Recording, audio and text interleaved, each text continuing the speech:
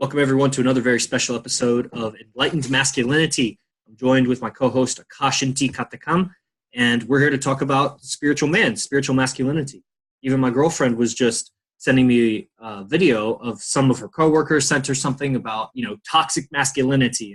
And it was like some Gillette commercial and all of these situations, different circumstances through life with boys, like kids, if your child is a boy, different men approaching women was part of the thing.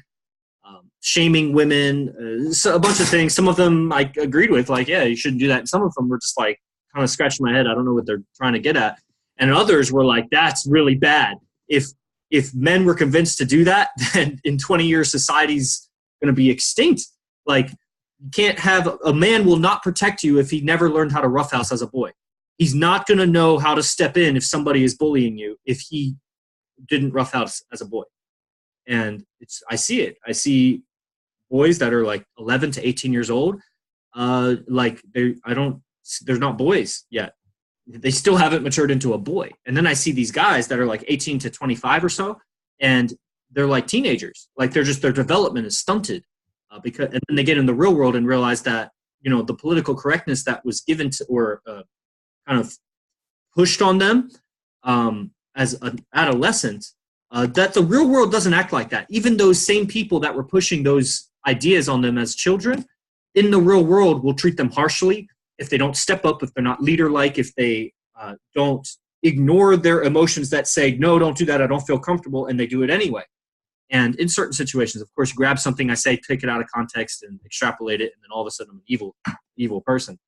But there's an important reason why men don't hear the word no very easy. That no does not register very easily for a man, because if a man were hunting in tribal days and the weather were inclement and internally he heard no, you would still want him to go out on the hunt, regardless of his feelings didn't feel right and he was saying no to himself. You would want him to do that.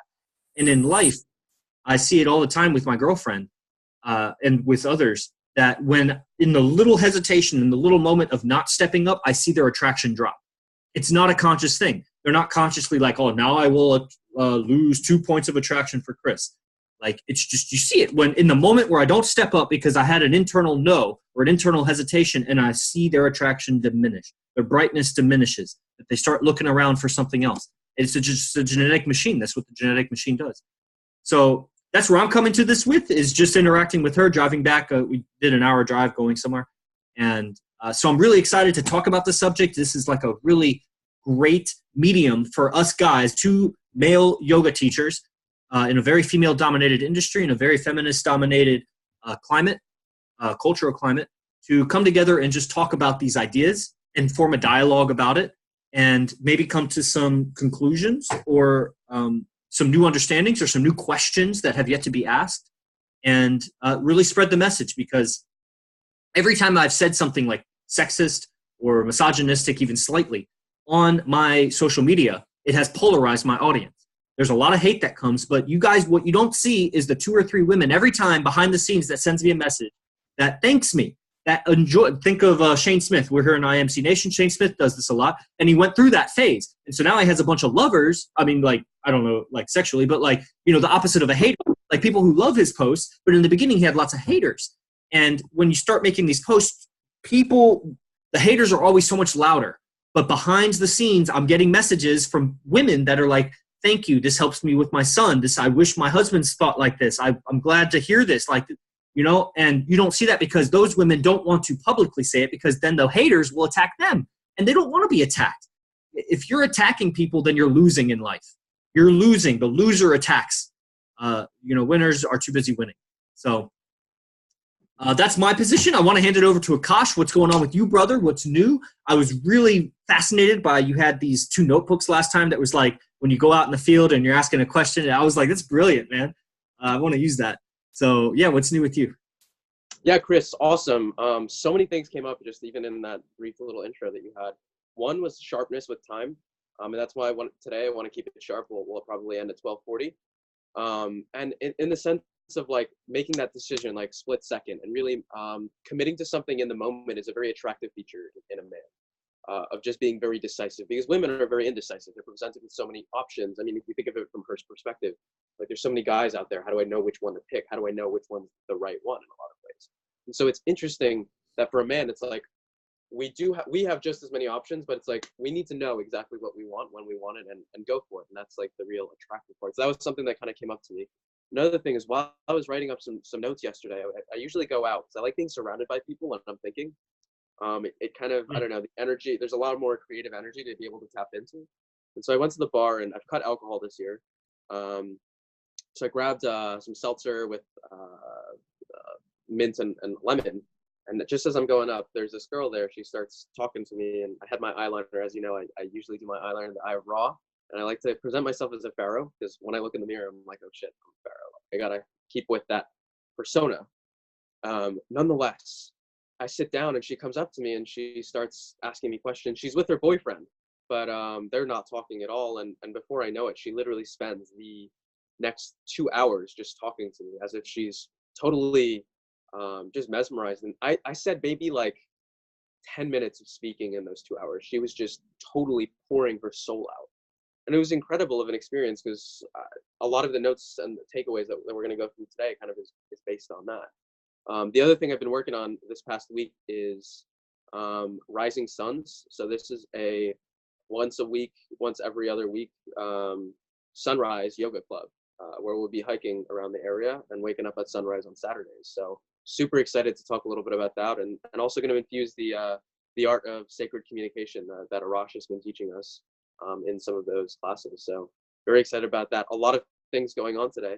What I wanted to do was, I know we talked a little bit about enlightened masculinity last time, but I really want to break down that word. And I know you are someone who's amazing with your phonetics, and I know you just came out with a product very recently that really breaks down words and is more conscious with communication. So I wanted to break down enlightened masculinity with you.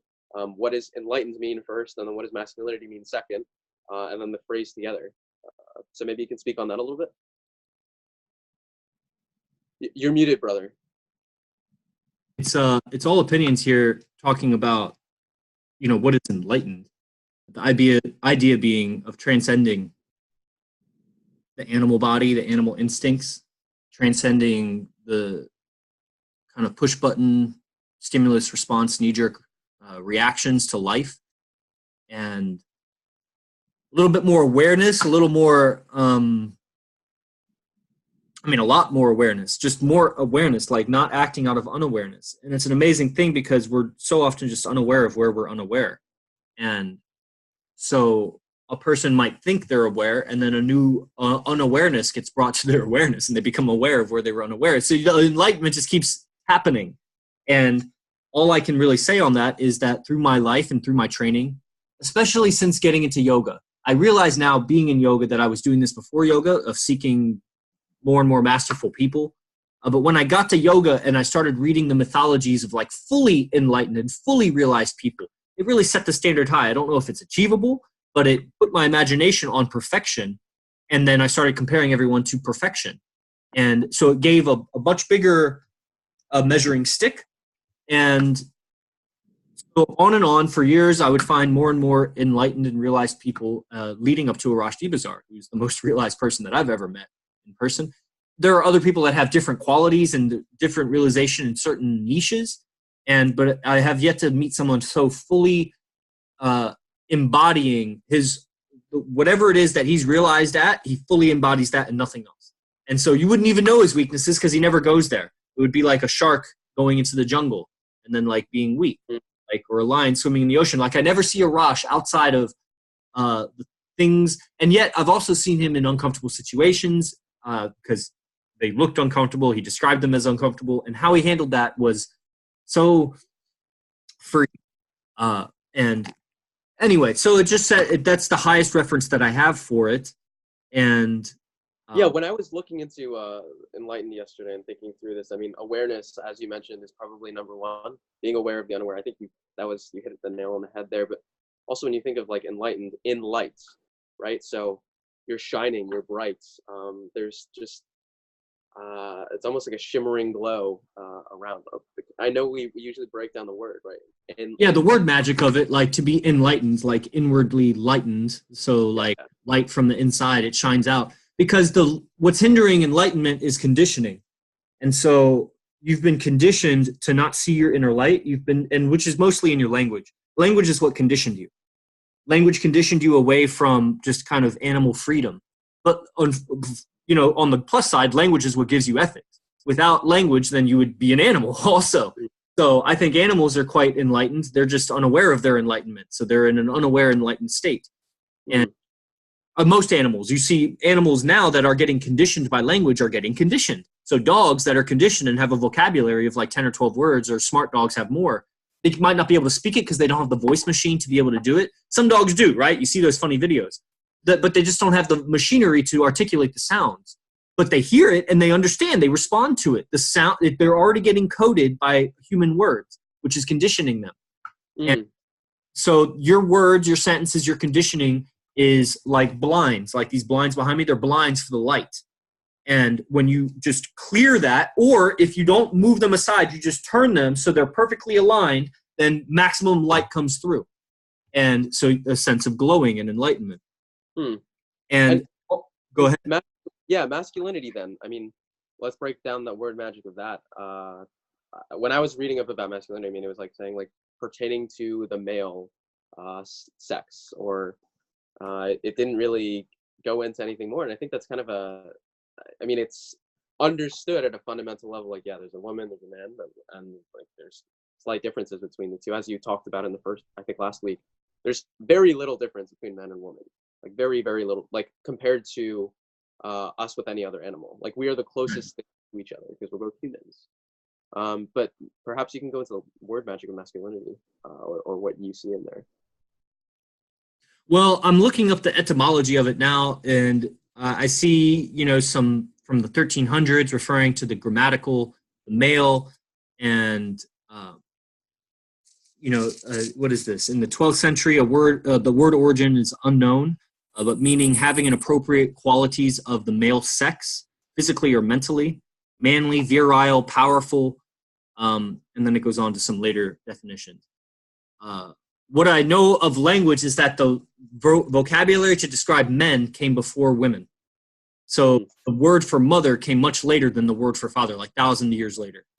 And the word for brother was 1,000 years. I'm making up that number. I don't know exactly what it is. You could go into like phonetics history, or, what do they call it? I forget what the discipline is called. But, just go into like linguistics and the evolution of language, and you'll see that the word brother came thousands of years before anybody ever had the word sister. And this probably has a lot to do with male dominance over the female, because women were owned. And you had to ask the woman's father for her hand in marriage because he owned her until you did. And when he agrees and you give the proper trade and you take the woman is now yours. And that's why she takes your name. And so the name of the woman was Mrs. Christovilbus. It's the Mrs. of Christovilbus. Like she's not that own entity. And I'm not saying that's right or wrong. I'm just saying for evolution of the language, the words for females came much later. And so there's something to the potency of calling each other brother. Like, hey, brother. Like that word, you have evolved over the last maybe 200 generations of human to receive that word. Because even in Sanskrit and all Indo-European derivatives, the word is very similar for brother. It all starts with that BR kind of sound. And so your nervous system has evolved to respond to that, and that's pretty cool. So as far as masculinity, I think that's more of a kind of a modern idea. I don't know what the word magic would break down to. Masculinity, masculine, versus femme, mask. So it's like I don't know. I don't know what it would be. But interesting. As I was looking through it yesterday, I mean, one of the words like was virile, right? It's kind of like seeking. I saw pursuer, kind of like chaser in some ways, explorer in a lot of ways as well. Because as you talked about it, it's not only in the physical traits, but it's in the mental. And I'd say it's arguably more so important in the mental than it is in the physical. As we know, the whole universe is mental. This is the first law of alchemy. Also observer. This was like a very important piece to it. These were like the words that were kind of coming up to me as that were bubbling up on the surface. This is not to say that Yeah. this aren't qualities that a woman can't have. I'm saying these are qualities of like masculinity. And as you know, Yeah. we have masculine and feminine within us, whether man or woman. Right. It just so happens that men tend to be more masculine, but women tend to be more feminine. But we've seen examples of both.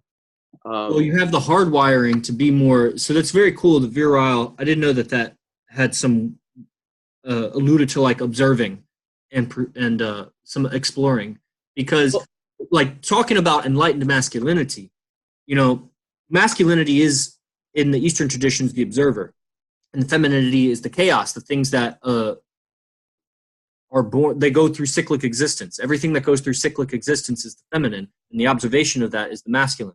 So, and everywhere that there's cyclic existence, there's observation of it. And everywhere there's observation, there's cyclic existence. Because without the cyclic existence, the observer doesn't exist. There's nothing to observe. So it's mute. It's not. It doesn't. There's nothing to observe. Then there's no observer. So everywhere there's masculine, there's the feminine. Everywhere there's the feminine, there's the masculine. And enlightenment is seeing reality as it is. So understanding the nature of the observer and of the cyclic existence.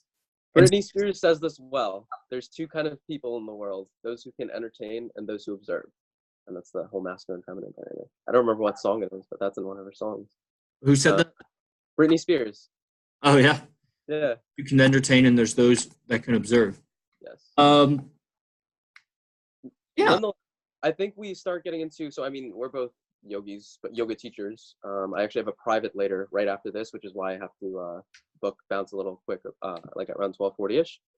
Yeah. But the idea of, I'd like to think that we're men who recognize spirituality, and so is it important for us, or for men like this, to act from a place of awareness of their masculine to begin with, and I guess what does that even mean?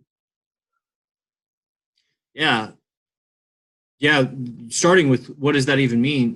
Being aware of what your masculine is would mean that you need to know what the feminine is also, because they're just equal and opposite.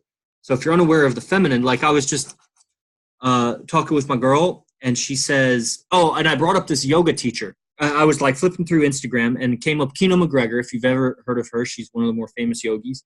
Mm-hmm. And I always had like mixed opinions about her, but I have learned some things from her videos. And one thing I admired was how much she appeared to value her appearance.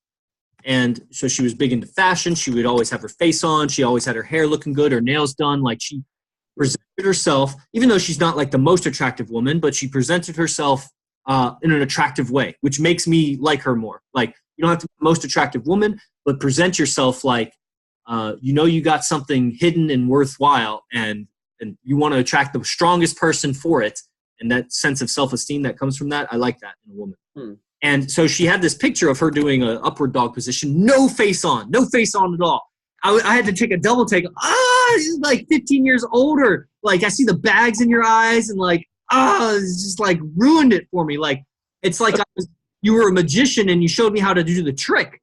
I can never be entertained by that trick again, ever. As soon as I see my girlfriend without makeup, that image is in my head. And every time I see her with makeup, it looks fake. And so I say that, and I was just telling my girl, I show her the picture. I'm like, this is disgusting. Like, I want to unfollow Kino now. Like, I'm not going to. I'll give her one more chance, but if that happens again, I got to unfollow. Not that she cares. She has like 4 million followers. But I don't want that image in my head. And my girlfriend noticeably saw my like repulsion. Like, I almost vomited in my mouth. And she asked me, beautiful question. She's like, what would a guy do that would make a woman respond that way? And I said, 2 things came to mind. First thing was, he fails to protect his family. He doesn't step up to protect them when they're getting bullied. That would be impulsive. I think a woman would just like, what a weak man. Like, get him away from me. And the second thing would be, there's all sorts of things. But the second thing that came to mind was if his friends dog on him. His friends dog on him, and he gives like suggestions of like things to do, or his friends just ignore him, or just kind of mentally bully him, like there's disregard, like they keep him around almost so they can just like kind of bully him. Like when you see a guy and his friends just absolutely disregard everything he says and don't listen to him, that's nauseating to me. Those are the ideas that I came up with. And so awareness of what is masculine means you must be aware of what's feminine. If it would be fine and fair enough to say those 2 points that I said that would repulse a woman, because the opposite is true, that would attract a woman. He always steps up to protect his family. Anytime his family is in danger, he's the first to step up. Nobody even has to ask him. And he arrives and he's ready to go. And the other one is his friends all listen to him. Like they just, as soon as he starts talking, like their ears perk up and they're like, what's he saying? And, so awareness of what is masculine would mean, because I would only care about those features in the sense of it attracts a woman. Like I would only care, like if it wasn't for attracting women, guys would be so weak. There would be no need to protect other people. There just wouldn't be. Like there would be no tribes. There wouldn't need to be that. Men would just kind of dissolve and be by themselves. And, and you see this. Men that give up on the feminine, they just are perfectly fine being alone. And I mean, they got warped up thoughts or whatever, because if you're unable to engage and interact with the female, there's a part of your masculinity that is unexpressed. Yeah. And it's unfulfilled, Yeah. You could be great in all other areas of life, but if you can't interact with women in a comfortable way that's fulfilling to you, then you're missing a big piece of it, and nothing else is going to fill that. And it's the same way with women. Like women that think they got it all together, but they don't have it together with a man, they're missing a big part of what it is to be female. And their only misery is going to ensue from that. That's really interesting, Chris, because I mean, for me, go ahead. This kind of what immediately comes up is like, well, you are a man or a woman, and I guess you can change that gender if you want to, but we're not going to go down that discussion. It's a minority. But the idea being that, like, in order to really fully self-express, and I think that's what we all seek in a lot of ways, is to be free, right? This is kind of one of the big tenets of living in America, but I guess just being a citizen of the world. I think one of the things that we seek is freedom. Freedom from the mind, freedom from, I think it's really freedom from the mind at the end of the day. I think we have the idea of freedom from the mind because we're yogis. I don't know that most people think that way, but I agree. Okay. Nonetheless, though, I mean, that freedom comes like with expression. Well, the only way you can be free is by expressing whatever you want to. To me, that's what the definition of freedom is to self-express as much as possible without hesitation and without hesitation, I suppose.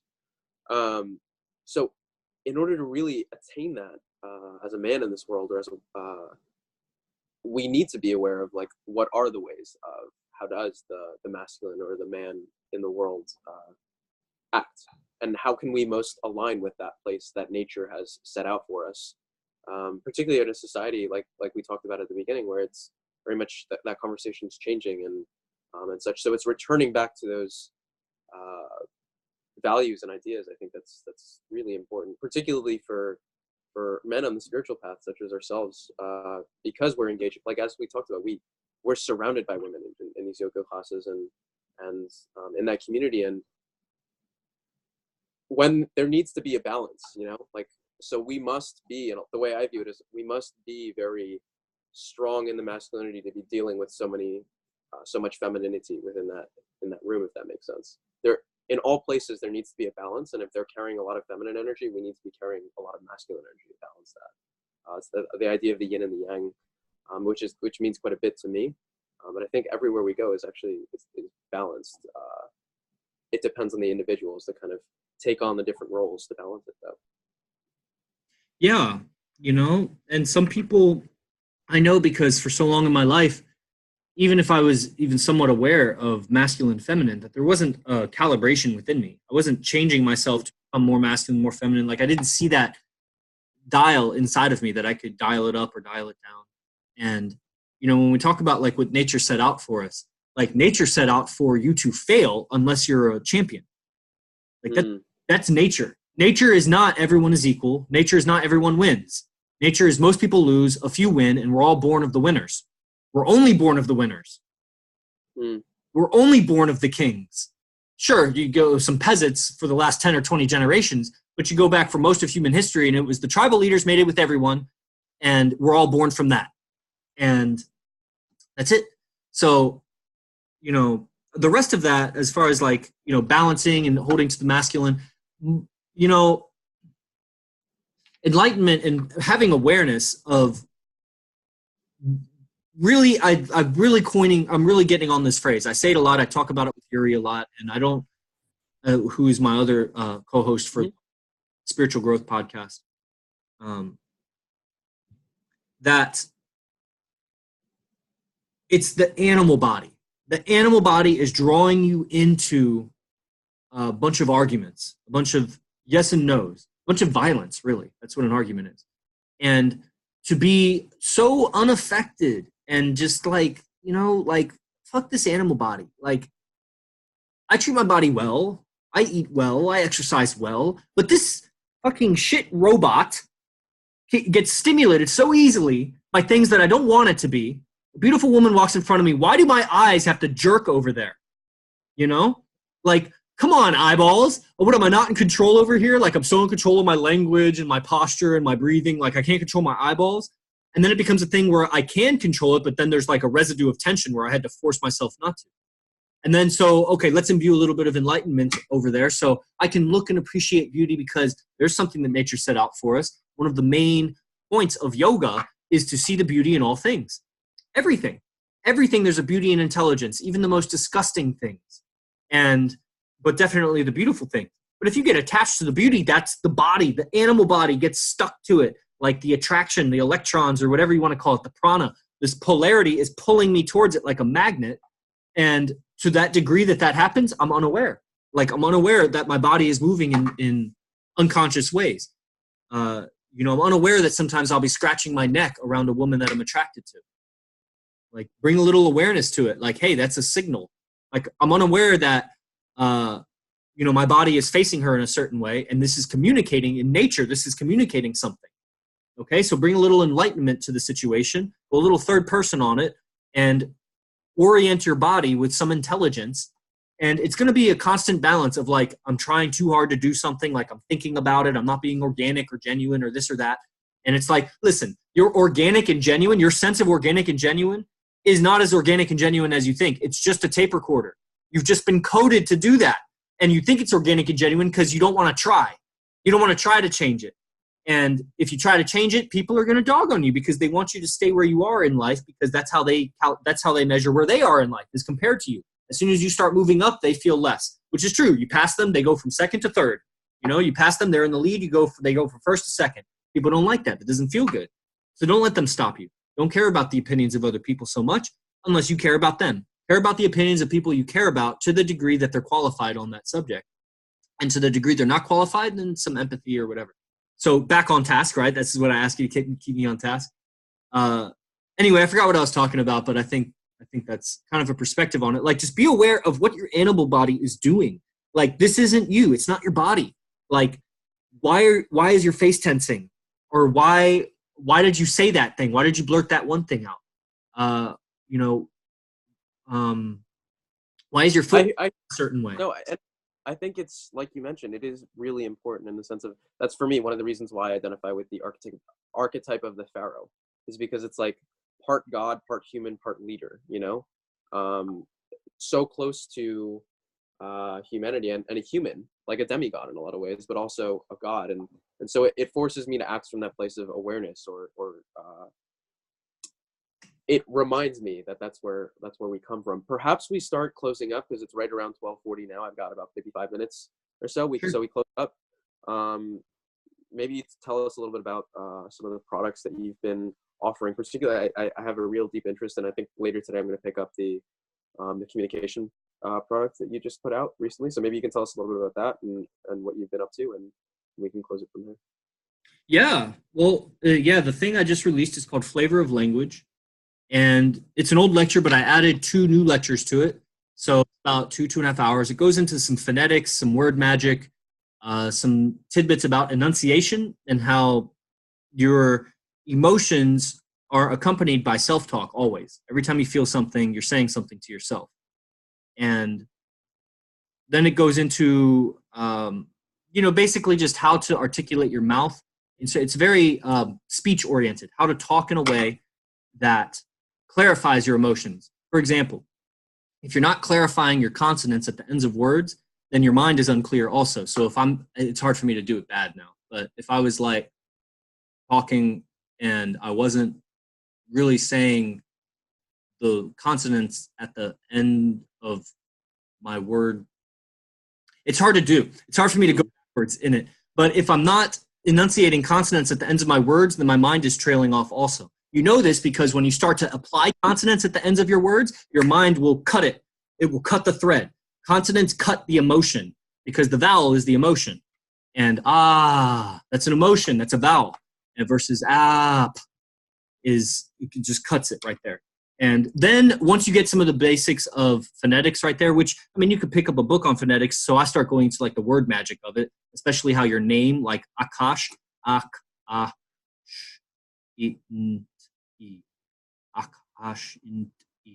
is the sound code of your name. And so 10,000 times you've heard your name over your life and you've responded to it. And so the sound code of your name has imprinted your identity. And it's imprinted the identities of people around you who have also called you Akash, because you have to make a facial expression when you say a sound. And so there's an emotion that's coded with that facial expression. So you can have a very pleasant sounding name that accompanies very pleasant emotions, or you can have some, Gertrude or something that's like some weird like name, and it gives you a weird personality because 10,000 times you've said your own name and had to make a weird facial expression to do it, which accompanies a weird emotion. And so a weird emotion is your identity. And it goes into the basics of that. And then on the final lecture, I break down some inception concepts, which is a program that Arash Dibazar came out with. It was a $1,000 program. And then I add some other things. It's basically like speech patterns, imagination patterns. And I basically go into how your emotions are on repeat because your self-talk is on repeat. That you're talking to yourself in loops, and it's causing your emotions to recur in loops. And to get out of the looping statements requires you engage this part of the mind called imagination to get somewhere where you're unfamiliar, because your familiarity is giving you familiar emotions over and over and over and over and over. So get to a new unfamiliar place by using some of these speech patterns that I give in Flavor of Language. And that's at ninthlim.com. I'll put the link in the bio or the description for this. And yeah, I think everybody on earth should listen to it. I'm very proud of what I put together. Awesome. I'm excited about this, Chris. I'm looking forward to next week. Potentially we do something tomorrow. We'll reach out and figure that out. That'd be cool to pick this up again. Cool. Well, I think that's a wrap. This is awesome, and looking forward to tomorrow then. Awesome. Well, kill it with your private and really imbue some masculine enlightenment. I'm sure they need it. And I'll see you tomorrow, Akash. Namaste. Thank you, brother. Namaste.